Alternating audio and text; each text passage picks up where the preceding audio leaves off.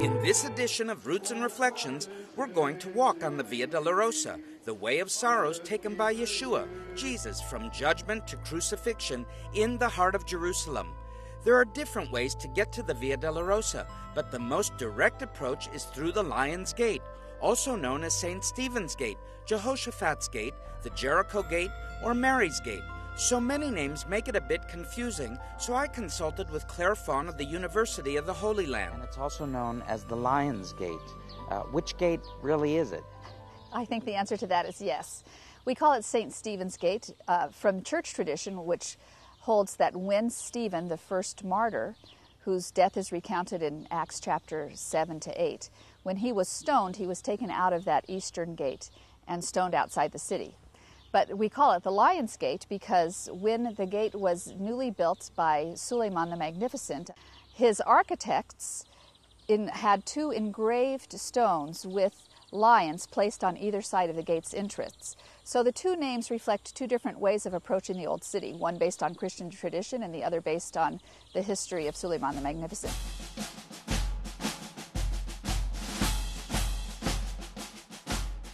It was here at the Lion's Gate in June 1967 that Israeli paratroopers came through the gates of this city to reach the Kotel, the Wailing Wall, to reunify Jerusalem. 40 years ago, the Lion's Gate provided the key to the old city of Jerusalem, while today it opens to the Via Dolorosa. Just inside the walls, we don't want to miss the Pool of Bethesda and the Church of St. Anne, traditional site of Miriam's or Mary's birthplace, the home of her parents, Anne and Joachim. History runs deep in the old city, as we are here at the pools of Bethesda, or in Hebrew we say Bethesda, the house of grace. Many people came here believing that the waters would heal them. Now there is in Jerusalem by the Sheep Gate a pool, which is called in Hebrew Bethesda, having 5 porches, Bethesda meaning the house of grace. In these lay a great multitude of sick people, blind, lame, paralyzed, waiting for the moving of the water. For an angel went down in a certain time into the pool and stirred up the water. Then whoever stepped in first, after the stirring of the water, was made well of whatever disease he had. The pools of Bethesda are really a breathtaking site to visit, and they genuinely date to the time of Jesus and before his time, in fact. There's a popular thought that when the water bubbles up, an angel is moving the water, and whoever can get there first would be healed. Well, these pools really were, throughout the Second Temple period, the focus of a healing center, and many healing stories were associated with the pools of Bethesda, which are these sloped pools that were outside the city in the time of Jesus. Today they're inside, but at his day they were outside. The Pool of Bethesda, or Sheep Pool, was built by the Hasmoneans in the Second Temple period to collect water from nearby channels. The 2 sections of the pool were large, 15 meters deep, and surrounded by porticos. The nearby Church of St. Anne, built by the Crusaders in the 12th century, was turned into a Muslim theological school by Saladin when he conquered Jerusalem. It wasn't until 1878 that the structure was given to the French White Fathers by the Ottoman Turks in appreciation of France's help in the Crimean War. Inside of St. Anne's Church, in honor of the Mother of Mary, built during the Crusader times, the architecture just creates such an echo within its walls as we worship and pray. Hallelujah.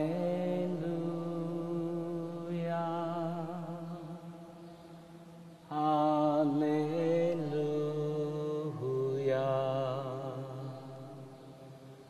Hallelujah.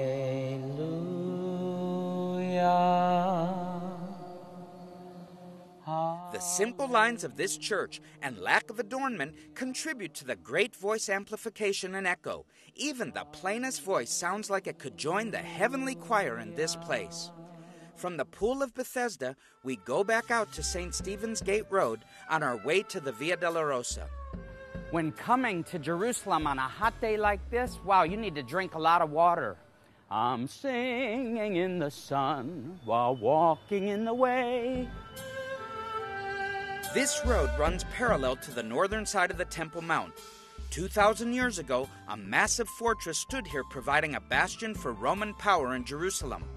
From its bulwarks, those Romans kept an eye on the hundreds of thousands of Jewish worshippers flocking to the temple during the pilgrimage feasts. From their vantage point, Roman troops didn't hesitate confronting Jewish crowds. As the Gospel of Luke indicates, there were present at that season some who told him, Jesus, about the Galileans whose blood Pilate had mingled with their sacrifice on the Temple Mount. Stay up to date with what's happening in Israel and the Jewish and Arab people with up-to-the-minute information and news from a biblical perspective. Sign up today to the Jerusalem News Network, a wealth of free information, comment, and up-to-date news direct from believers living in the land. This includes our regular Jerusalem on the Line email update, now available in multiple languages. To sign up, go to rootsforyou.tv. This is the best way to keep informed of what's going on in Israel. This was the complex of the Antonia Fortress, named after Mark Antony, named so by Herod in honor of him. And it is actually here where the Roman garrison was stationed. And it is thought that Pilate sat in judgment over Jesus the Messiah right in this place. At this place are the first three stations of the cross on the Via Dolorosa. This Franciscan Catholic compound is the site of the first two stations of the cross. The first station is the Praetorium, the court where Pontius Pilate condemned Yeshua to death by crucifixion. The second station is the Chapel of the Flagellation, where stained glass windows depict the verse, "So Pilate, wanting to gratify the crowd, released Barabbas to them, and delivered Jesus after he had scourged him to be crucified." The ceiling portrays a crown of thorns. Across the street, from the first and second stations, is a Muslim school, from the courtyard of which one can see the entire Temple Mount. This location was also part of the Antonia Fortress. At the Antonia Fortress, the Romans were able to keep an eye out on the Temple Mount. Today, we can see why. The Via Dolorosa today is based on history much later, as opposed to it being actually the original foundations during the days of Jesus himself. Yes, today when we walk through the Old City, we're actually walking on a street level that is much higher than the street level at the time of Jesus in the first century. Because, of course, nearly 2,000 years have transpired, and through many, many periods of occupation, the street has been built up. So where in the Old City can you actually see the Jerusalem of Jesus' day? Well, at the Western Wall, at the Southern Temple Mount excavations, and along the Tyropaean Valley. All of that is truly from the time of Jesus. But when we walk along the Via Dolorosa, we actually have to step inside to various buildings to be able to see remains from the time of Jesus. The best place to step inside and down to the ancient street level is under the Ecce Homo convent of the Sisters of Zion, where the basement level coincides with the inner courtyard of the Antonia Fortress. Today, of course, above this courtyard is the Notre Dame de Sion, but it is here that the Romans actually played games, as exhibited in the pavement itself, the inscription of the Roman game board. It is here that the Roman soldiers would have taken Jesus, mocking him, spitting upon him, and laying upon his head a crown of thorns and putting a royal robe. The name Ecce Homo goes back in reference to Scripture in John chapter 19, verse 5, which says, "Behold the man." Here at the Ecce Homo convent, the Scriptures come alive through the prophet Isaiah in chapter 53, where it says, "Surely he has borne our griefs and carried our sorrows, yet we esteemed him stricken, smitten by God, and afflicted. But he was wounded for our transgressions. He was bruised for our iniquities. The chastisement for our peace was upon him, and by his stripes we are healed." Humanity is lost.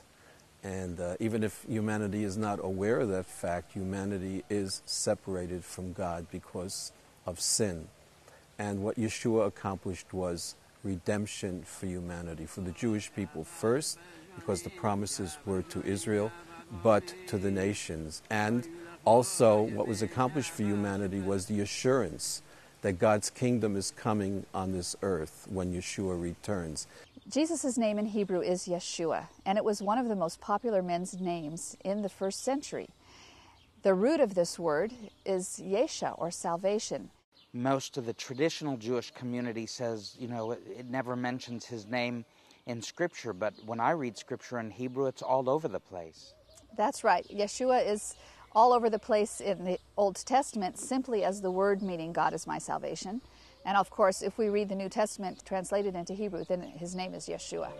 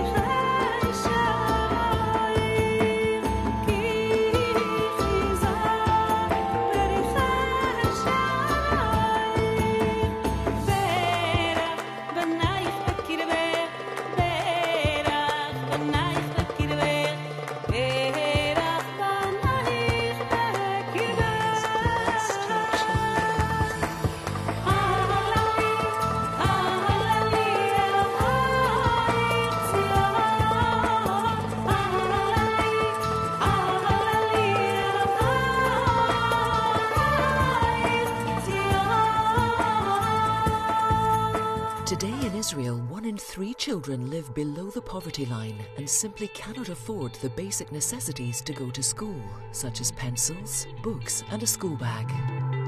The Pack to School project, run by the Joseph Storehouse, aims to address just that. Your gift today of $20 will provide one child with a school backpack. Or perhaps you can do more and provide multiple children with backpacks. Please call the number on the screen now or go online to roots4u.tv and give your best gift today. Here, underneath the convent of Ecce Homo, is a whole labyrinth of water cisterns which provided water for the Antonia Fortress and later Aelia Capitolina. Wow! This is actually a bullet roman, or that is a Roman bullet that goes back to the siege of Jerusalem by Titus in 70 A.D.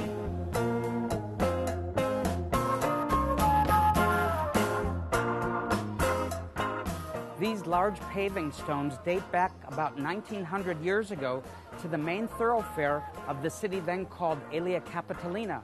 We're still driving over them and walking on them today. The Via Dolorosa, of course, really means the way of sorrows.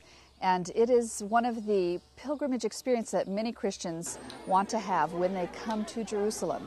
Whether they come from a Catholic background or an Orthodox background, that doesn't really matter. But to be able to retrace a path, a walk that remembers Jesus' passion and death, that's what the Via Dolorosa is all about. Now, the whole idea of walking this Via Dolorosa really came about as a result of the Crusades and the European presence of Christian pilgrims to the Holy Land in the Middle Ages. And at each point of something significant happening, they would pause, think about Jesus, beginning with his arrest, moving on to his scourging, to taking up his cross, to falling. These different events that are recounted in the Gospels were also commemorated in the Way of Sorrows, or the Via Dolorosa. Today we call those things the Stations of the Cross. This is the third station of the cross where Jesus fell under the weight of the heavy wood.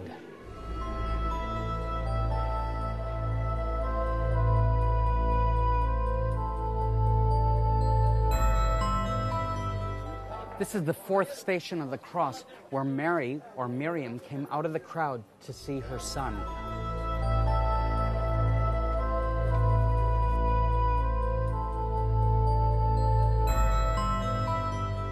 The actual route of the Via Dolorosa changed over the centuries. In the Byzantine period, pilgrims traced their way from Gethsemane to Golgotha via the Kidron Valley, the house of Caiaphas on the slopes of Mount Zion, and then to the Church of St. Sophia on the site of the Praetorium.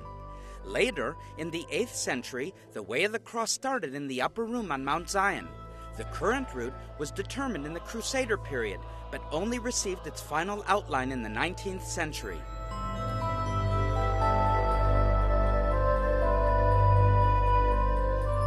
fifth station of the cross, where Simon of Cyrene was put to the task by the Romans to help Jesus carry the cross.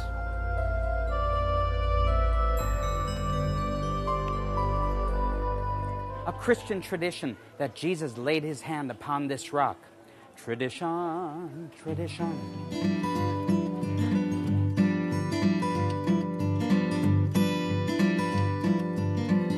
It's time for our word of the week.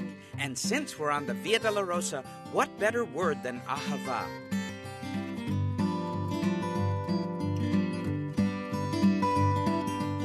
So, Liran, tell us, what is Ahava? Ahava is love, and love is God. And for me, everybody needs love. My parents have it, and a lot of relationships have it. Love is all you need. Ahava means love in Hebrew. It's also, of course, a line of Israeli beauty products. Love is good. Hand cream. All right, the real meaning of the Hebrew word Ahava. Ahava is a love. Love, love. Love for women, love for children, love for all the world. I just want to know, what does the word Ahava mean to you? Well, it just fills my heart. It just gives me, when I think of Ahava, I feel full of, my heart expands. What is so special about the word Ahava? You know, Ahava, to love the people, to love the world, to love to live, you know, everything with love, you know, love, Ahava. How would you explain the meaning of the word Ahava? Yes. Ahava. What is it in Arabic? Hub. Hub? Hub. All right, so what does it mean? Hub. We want to meet the practical needs of those living in Israel, whether Jews or Arabs. The Joseph Storehouse has been established as a channel of God's mercy through the distribution of food, medical supplies, and other necessities to those most in need. By calling the number on the screen and becoming a monthly partner with us, or by going online and giving a one-off gift today, we can meet the needs of more people in the land. Please give generously. Your giving makes a world of difference to those in need.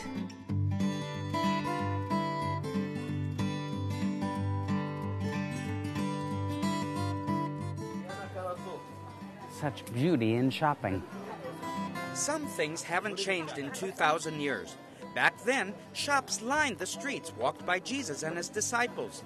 Today, shops still line the streets, offering some of the same products available then.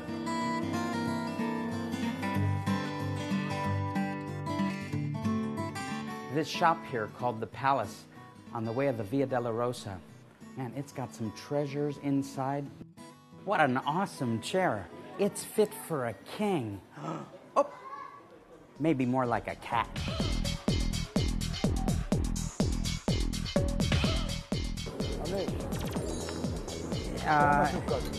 Wahad. One commodity available in the heart of Jerusalem today, coffee, was unknown in the Second Temple period city. They really missed out. A cup of good Arabic coffee is a must when touring Jerusalem. You can even get a fast takeaway version, sort of a Middle Eastern Starbucks. Original Arabic coffee in the streets of Jerusalem, made the right way. Ooh, smell. And talking about coffee, coffee had its origins in Yemen and Ethiopia in the 15th and 16th centuries. Now, I'm married to a Yemenite, I should know. Anyways, they make it what is called today as Arabic coffee, Turkish coffee, maybe Greek coffee. It is the finely powdered grounds which make it so special. Israelis call it butz, which is Hebrew for mud, because it settles to the bottom of the cup. But it is really potent, and it is very delicious. And so this is a must. Whenever you come to the old city of Jerusalem, in the very heart, you can drink coffee and get a pizzazz like you've never had before. These plastic takeaway cups have a downside, or a spilled side, as I discovered on the Via Dolorosa. So, before proceeding to the 7th station, we're going to look for real coffee cups used for serving the proper way. These are made where? Bedouin coffee? Yeah, this Bedouin coffee. And and this is for? The small one. Also the coffee. Uh-huh. Yes. Now, It's big size. were these made in India or here? China. China. So if some tourist wants to come and go back home and make real Middle Eastern coffee, he can buy from you. Thank you very much. Buy here. Take home your glasswares and drink Middle Eastern coffee. After that shopping spree, it's time for another Arabic coffee. And let's make sure it's served in one of those proper cups. Enjoy. Have a nice time. Arabic coffee the best way in the old city.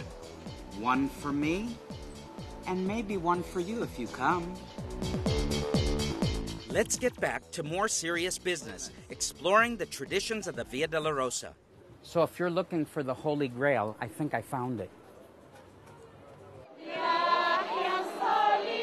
Ever since the Byzantine period, Christians have been making a pilgrimage along the Via Dolorosa.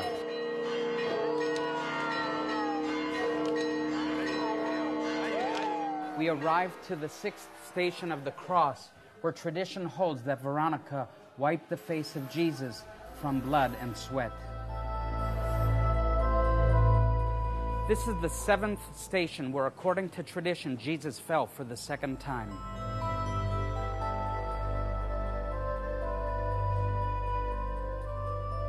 Going from station to station, we arrive at the 8th station of the Via Dolorosa, where we are reminded of the great compassion Jesus had for women. For it is here that he consoled the women of Jerusalem. The Gospel of Luke records Jesus saying to the women who mourned him, "Daughters of Jerusalem, do not weep for me, but weep for yourselves and for your children." Indeed, hard times befell Jerusalem, but now the time to favor her, the set time has come. So let's look up. The last 5 stations of the cross are located within the confines of the Church of the Holy Sepulchre and its courtyards. These mark the final stages of Yeshua's passion, where he was crucified, entombed, and rose from the dead. The present Holy Sepulchre is a Crusader church standing on the foundations of 4 predecessors, the first of which dates to the 4th century when Queen Helena ordered raising a basilica. Nearby, she is said to have found wooden fragments supposedly of the cross, and this chapel marks that discovery. If all the presumed wooden fragments of the cross from medieval European cathedrals and churches had been joined, the result may have been a 20-meter tall cross. Queen Helena was the mother of Constantine. When Constantine became a Christian, Christianity moved from being an illegal religion to being a legal religion. One of the things that Helena was most interested in doing was visiting the Holy Land and rediscovering the holy sites. And she traveled through the country and found where the traditions, the local traditions that the local Christians, the local believers had preserved about the events of Jesus' life. So Helena made it a point to find these spots, to commemorate them through the building of a large church, which we call a basilica, and to make focal points for pilgrimage. As a Jew, the Church of the Holy Sepulchre has always remained a bit of a mystery to me. But in actual fact, there are traditions here that would remind us of some traditions within side of Judaism. The fact is that the Catholic Church, the model for the church is basically the temple. The incense comes from the temple, and normally you will see on a Catholic altar 7 lamps. Or you will see 6 with a crucifix in the middle, which again reminds us of the menorah. So once again, you have something that is suggestive of something that came from the Jewish past. The Church of the Holy Sepulchre includes Golgotha, the place of the skull in Aramaic, or Calvary, where the cross was raised on a rock shaped like a skull. Part of it can be seen under this plexiglass. 2,000 years ago, it formed part of a rock quarry. Today, the Holy Sepulchre is inside the Old City, and we know that according to Jewish law, you couldn't execute or bury a person inside a city. But we do know that in the time of Jesus, the Old City walls followed a very different path than they do today, and that area was outside the city, and it wasn't built over, it was just a quarry. An interesting Byzantine tradition says that Adam was buried in a cave beneath the site of Golgotha. Accordingly, blood from the cross dripped into the lower chamber, emphasizing redemption. For as in Adam all die, even so in Messiah all shall be made alive. However, according to Jewish tradition, Adam was buried by his son Seth in the cave of the patriarchs at Hebron. Perhaps each tradition has something to tell us, even when they contradict each other. The status quo defines everything in Jerusalem, and as a result, the Church of the Holy Sepulchre really is home to Roman Catholics, Greek Orthodox, Armenians, Copts, and Ethiopian Christians. All of these different groups who have specific chapels or large church facilities within it and who are responsible for various items. When we as Westerners walk in there, we're sort of hit by the chaos, the noise, the confusion, the smells, the lights, the action. But one of the ways that's helpful to look at the Church of the Holy Sepulchre is to see it sort of as a tapestry. It is a tapestry of church history. It's woven from many threads. We think about what happened there. The forces of darkness tried to extinguish the light of the world. And when Jesus died and the light of the world was snuffed out for a moment, there was darkness. And then he rose again, and the light of his resurrection sent sparks to all the corners of the earth, lighting fires in people's hearts of the knowledge that God has revealed himself and loves them individually. This provokes people to want to come back and to somehow touch the stone or leave their mark. And throughout the centuries of church history, that is what the Church of the Holy Sepulchre has come to be. It's a place where people touched by the good news of Jesus have come and left their mark. So it may look like chaos to us, but in reality, it's a very beautifully woven testimony to the power of the gospel in many languages and many places throughout many ages. On Roots and Reflections, we have visited 3 possible sites of the death, burial, and resurrection of Yeshua: the Mount of Olives, the Garden Tomb, and the Holy Sepulchre. Arguments can be made for and against each, but what counts is that the grave is empty. Yeshua rose victorious over sin and death.